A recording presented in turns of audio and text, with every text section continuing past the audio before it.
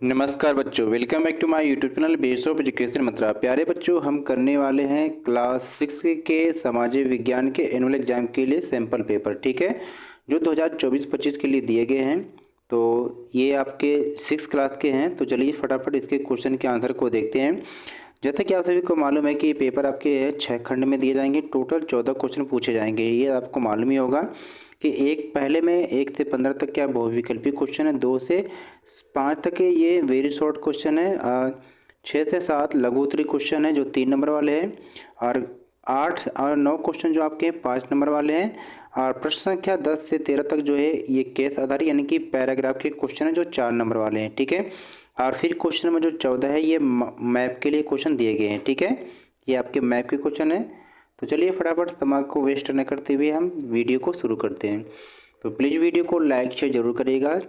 Channel पर पहली बार visit कर रहे हैं तो चैनल को सब्सक्राइब जरूर कर लीजिएगा। बेस ऑफ एजुकेशन मंत्रा, हमारे चैनल पर सभी प्रकार के सैम्पल पेपर के आंसर को कराया जाता है।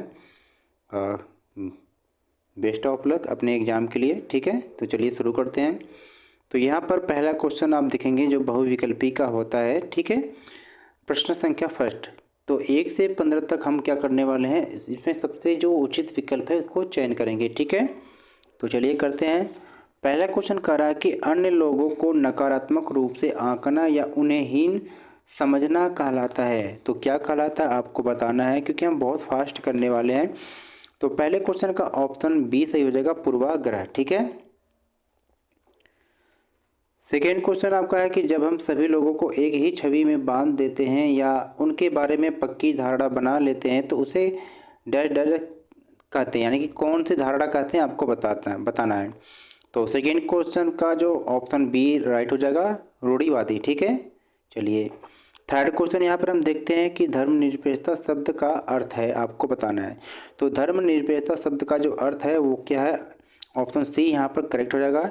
विभिन्न धर्मों और विश्वास के लोगों को बिना किसी भेदभाव के अपने धर्म का पालन करने और उसका पालन करने की स्वतंत्रता। ठीक है, चलिए क्वेश्चन 4 को देखते हैं। यहाँ पर क्या कहा जा रहा है कि ग्राम सभा एक पंचायत क्षेत्र में रहने वाले सभी डैश की सभा होती है। तो ये क्या होता है, वयस्कों की सभा होती है, यानी कि क्वेश्चन नंबर 4 के जो है ऑप्शन बी राइट हो जाएगा। ठीक है, चलिए चलते हैं क्वेश्चन नंबर 5 की तरफ।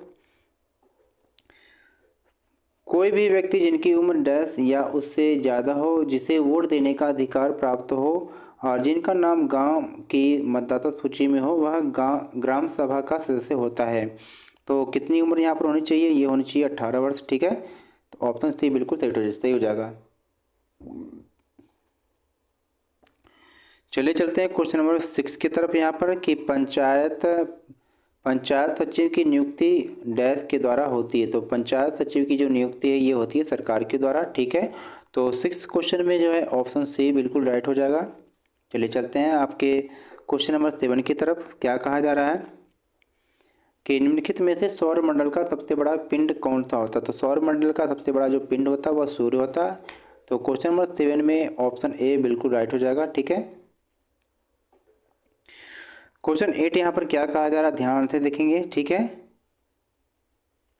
कि सूर्य की पृथ्वी से दूरी है, यानी कि सूर्य की पृथ्वी से दूरी क्या है आपको बताना है। तो लगभग आपके क्या है 15 करोड़ किलोमीटर है। ठीक है, ऑप्शन ए बिल्कुल राइट हो जाएगा।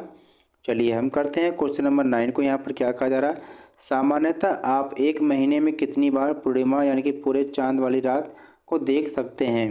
तो कितनी बार देख सकते हैं, तो ये है एक बार, यानी कि क्वेश्चन नंबर 9 का ऑप्शन ए सही हो जाएगा। ठीक है, चलिए आगे चलते हैं। क्वेश्चन नंबर यहाँ पर 10 है कि ध्रुव तारा डैश दिशा को इंगित करता है। तो आप सभी को पता है कि ध्रुव तारा जो होता है ये उत्तर दिशा को इंगित करता है। ठीक है, चलिए क्वेश्चन 11 यहाँ पर है कि चंद्रमा पृथ्वी का एक चक्कर लगभग कितने दिन में पूरा करता है। तो जो चंद्रमा है वो पृथ्वी का लगभग एक चक्कर जो है ये आपके 27 दिन में पूरा करता है। तो ऑप्शन सी बिल्कुल यहाँ पर राइट हो जाएगा। क्वेश्चन 12 यहाँ पर क्या कहा जा रहा है कि खाद्य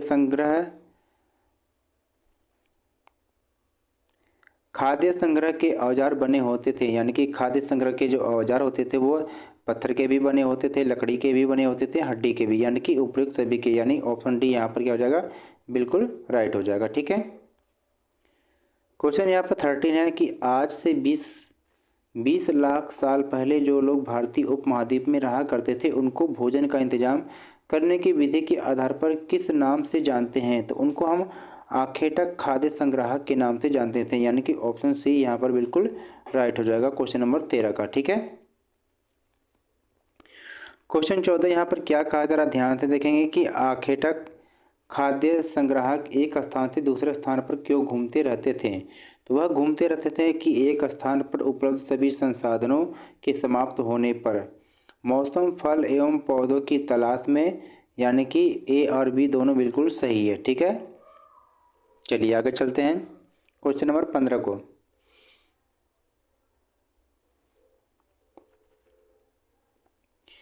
आखेट खाद्य संग्राहक आग का इस्तेमाल किन कार्यों के लिए करते थे? तो वह प्रकाश के लिए भी करते थे, मांस भूनने के लिए भी करते थे, खतरनाक जानवरों को दूर भगाने के लिए भी करते थे।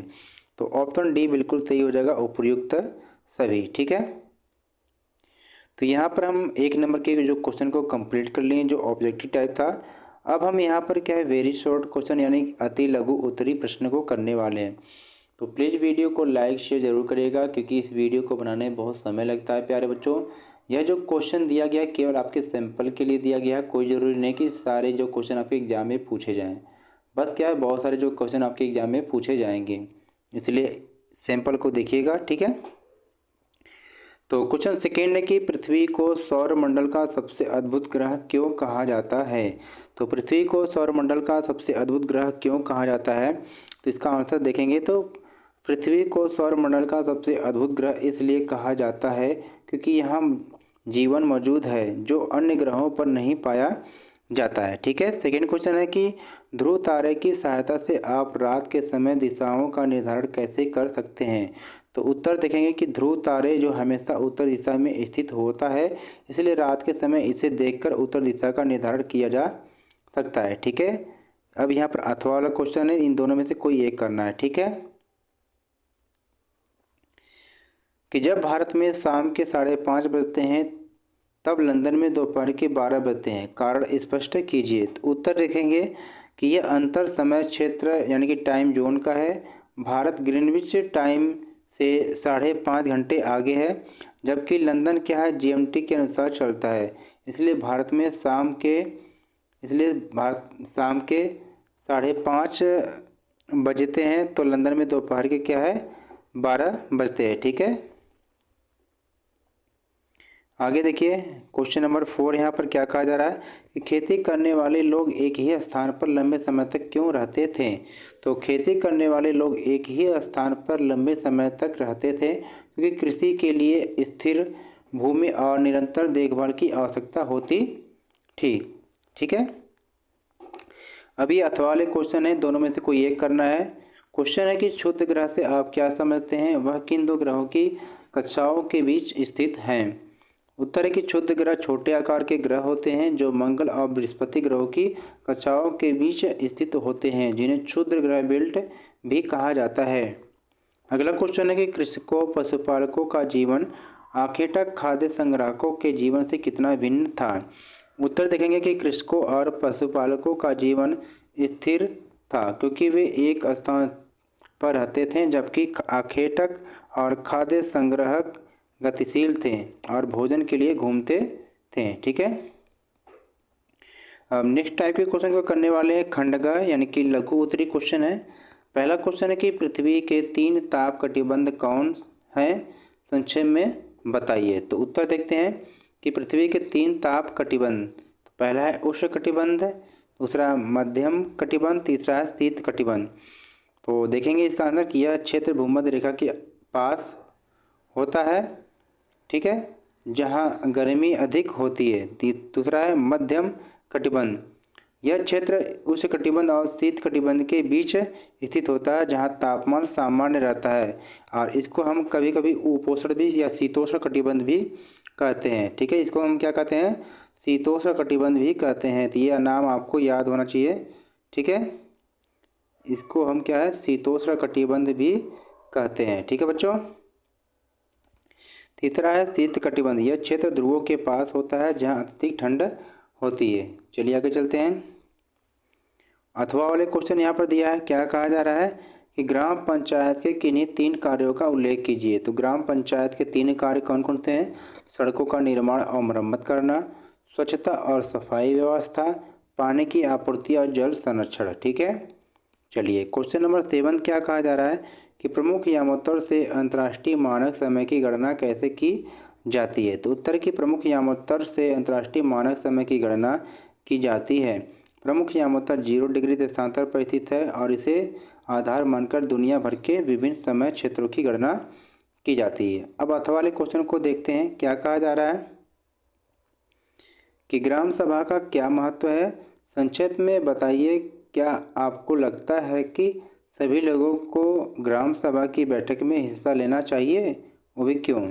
उत्तर देखते हैं कि ग्राम सभा का महत्व यह है कि यह ग्रामीण विकास, समस्याओं का समाधान और स्थानीय प्रशासन में लोगों की भागीदारी सुनिश्चित करती है।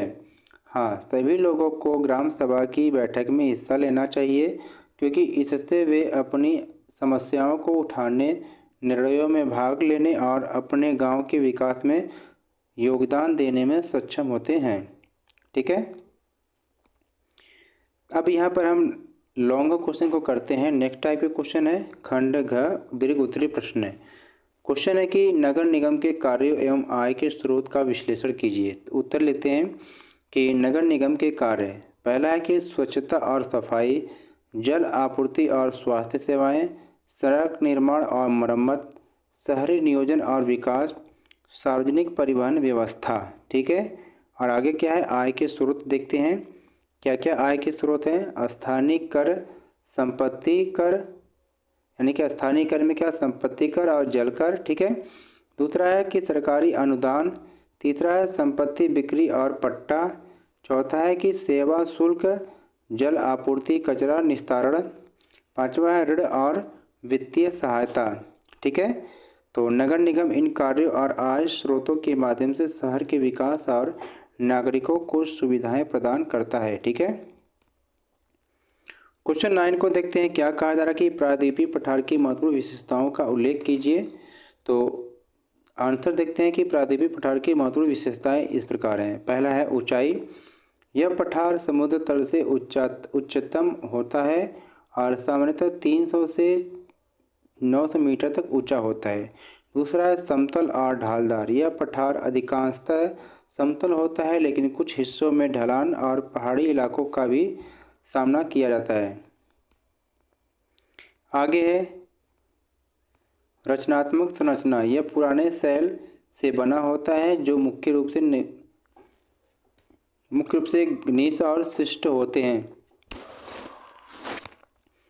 नदियाँ, इसमें बहने वाली नदियाँ जैसे गोदावरी, कृष्णा, नर्मदा और ताप्ती महत्वपूर्ण हैं। इन नदियों के साथ घाटियाँ और गहरी खाइयाँ भी पाई जाती हैं। अगला है खनिज संसाधन, इस क्षेत्र में महत्वपूर्ण खनिज संसाधन पाए जाते हैं जैसे कोयला, लौह अयस्क, बॉक्साइट और संगमरमर। अगला है जलवायु, प्रायद्वीपीय पठार का जलवायु अधिकतर शुष्क और उष्णकटिबंधीय होता है, जिसमें ग्रीष्म काल में गर्मी और वर्षा की कम मात्रा होती है। वनस्पति, यहाँ पर सागवान, आर्टिफिशियल वनस्पति और झाड़ीदार क्षेत्र होते हैं। ठीक है, अथवा वाले क्वेश्चन यहाँ पर देखते हैं। क्या कहा जा रहा है कि भारत के प्रमुख भौतिक विभाजन का उल्लेख कीजिए। तो आंसर देखते हैं कि भारत के प्रमुख भौतिक विभाजन इस प्रकार हैं। पहला हिमालय, उत्तर में स्थित पर्वत श्रृंखला एक है। गंगा का मैदान, यानी गंगा नदी के किनारे विस्तृत उपजाऊ मैदान। प्रायद्वीपीय पठार, दक्षिण में स्थित ऊंचा और समतल मैदान है। थार रेगिस्तान है जो पश्चिम भारत में स्थित शुष्क और रेगिस्तान क्षेत्र है। तटीय मैदान, भारत के पूर्व और पश्चिम में समुद्र के किनारे विस्तृत तटीय मैदान है। ठीक है, अब यहाँ पर हम नेक्स्ट टाइप के क्वेश्चन को करने वाले हैं खंड अंग को, जो आपके केस आधारित है, यानी कि पैराग्राफ पे आधारित क्वेश्चन है। Question number 10। ठीक है, तो आप ये क्या है, पैराग्राफ को पढ़ लेंगे, हम सीधे क्वेश्चन को करते हैं। ठीक है, क्वेश्चन को चलिए करते हैं यहाँ पर। तो पहला क्वेश्चन यहाँ पर है कि हाई स्कूल के बाद सुनीता ने क्या किया। तो हाई स्कूल के बाद सुनीता ने क्या किया था? तो उसने हेलीकॉप्टर पायलट का कोर्स किया था, यानी कि पहले का डी सही हो जाएगा, यानी 10वें का डी सही हो जाएगा। ठीक है, आगे देखिए क्या है, दूसरा है कि सुनीता जब छोटी थी तो उसे अच्छा लगता था। तो उसे क्या अच्छा लगता था, तो उसे खेल और तैराकी अच्छी लगती थी। ठीक है। तीसरा है यहाँ पर क्या कहा जा रहा है, ध्यान से देखेंगे कि सुनीता विलियम्स द्वारा बनाया गया नया रिकॉर्ड क्या है, आपको बताना है। तो ऑप्शन सी सही हो जाएगा, यानी अंतरिक्ष में सबसे लंबे समय तक रहने वाली यह महिला है। ठीक है, ये इसके रिकॉर्ड है। चलिए आगे देखते हैं क्वेश्चन नंबर 11 को, कि दिए गए गद्यांश को पढ़कर पूछे गए प्रश्नों के उत्तर दीजिए। तो ये पैराग्राफ आप पढ़ लेंगे, हम सीधे क्वेश्चन और इसके आंसर को करते हैं। तो 11 का पहला क्वेश्चन है कि लगभग 12,000 साल पहले घास खाने वाले जानवरों की संख्या क्यों बढ़ने लगी। अब इसके अर्थ वाले क्वेश्चन है कि लगभग 12,000 साल पहले कई क्षेत्रों में घास वाले मैदान बनने लगे। दूसरा क्वेश्चन है कि शिकार करने वाले जानवरों के बारे में जानकारी क्यों हासिल करने लगे, यानी कि शिकार करने वाले जानवरों के बारे में जानकारी क्यों हासिल करने लगे। तीसरा क्वेश्चन है मछली भोजन का महत्वपूर्ण स्रोत क्यों बन गई। ठीक है, तो चलिए इस क्वेश्चन के आंसर को हम करते हैं यहाँ पर।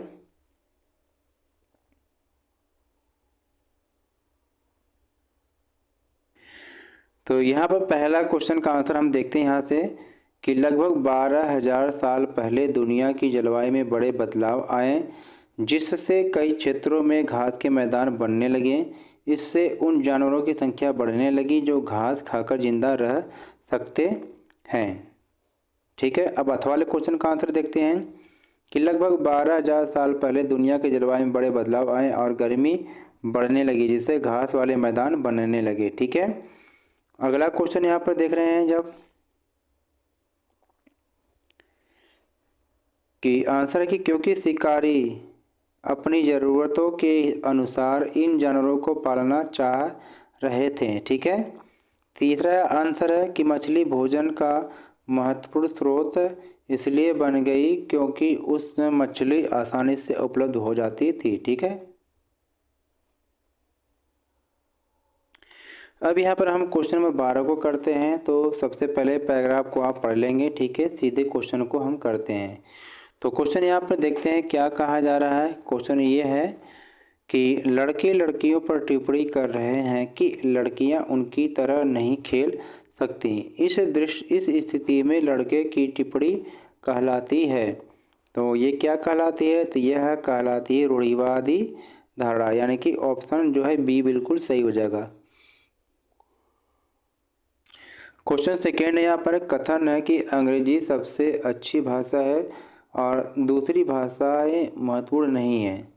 ये आधारित है, क्या आधारित है आपको बताना है। तो सेकेंड का जो ऑप्शन ए सही हो जाएगा, रूढ़िवादी धारणा। ठीक है, तीसरा क्वेश्चन है कि भेदभाव तब नहीं होता है जब, इसका आंसर होगा ऑप्शन सी कि लोगों को अपने धर्म का पालन करने, अपनी भाषा बोलने, अपने त्यौहार मनाने और अपने आप को खुले रूप से अभिव्यक्त करने की आज़ादी होनी चाहिए। ठीक है, तो ये आप आंसर नोट कर लेंगे। अब चलते हैं, इसमें दो पार्ट दिया अथवा। ठीक है, इसको भी देखते हैं।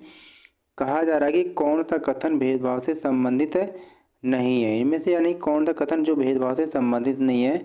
तो इसका राइट आंसर हो जाएगा आपका, जब देखेंगे ठीक है, तो ऑप्शन डी, यानी कि लड़कों और लड़कियों ने एक दोस्ताना क्रिकेट मैच खेला, यानी जब दोनों मिलकर खेलेंगे तो वहाँ पर भेदभाव नहीं होगा। ठीक है, चलिए आगे चलते हैं। अब यहाँ पर क्वेश्चन नंबर 13 है, तो इसके पैराग्राफ को भी आप पढ़ लेंगे अच्छे से। ये पैराग्राफ दिए रखा है, इसको पढ़ेंगे, आज सीधे हम क्वेश्चन को करेंगे। ठीक है, तो जब हम क्वेश्चन करेंगे यहाँ पर, तो पहला क्वेश्चन दिया है कि अफसाना की माँ का कथन, उनकी 3 बहनें हैं फिर भी उसे काम करना है, दिखाता है। क्या दिखाता है आपको बताना है। तो ये जो दिखाता है लिंग भेदभाव को। ठीक है, सेकेंड है कि जरीन के